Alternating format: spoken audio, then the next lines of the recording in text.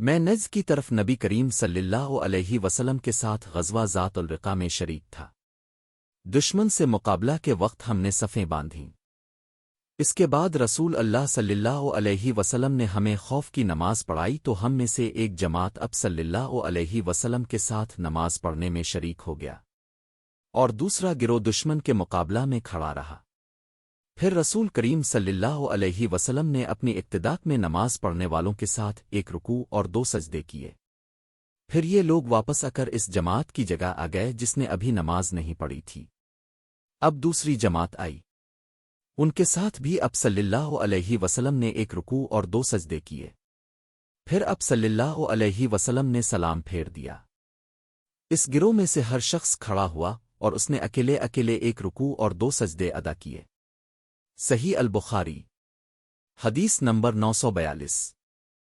رسول اللہ صلی اللہ علیہ وسلم نے صبح کی نماز اندھیرے ہی میں پڑھا دی، پھر سوار ہوئے۔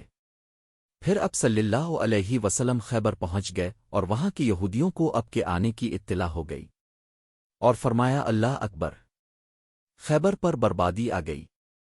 ہم تو جب کسی قوم کے آنگن میں اتر جائیں تو ڈرائے ہوئے لوگوں کی صبح منحوس ہوگی۔ اس وقت خیبر کے یہودی گلیوں میں یہ کہتے ہوئے بھاگ رہے تھے کہ محمد صلی اللہ علیہ وسلم لشکر سمیت آ گئے۔ راوی نے کہا کہ روایت میں لفظ خمیس لشکر کے معنی میں ہے۔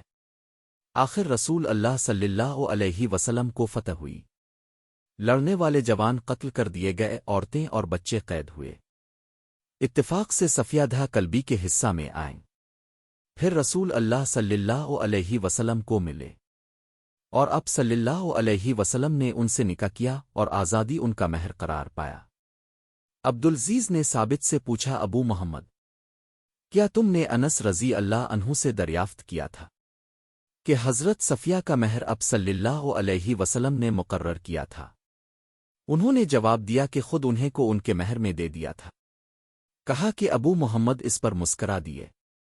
صحیح البخاری حدیث نمبر 947۔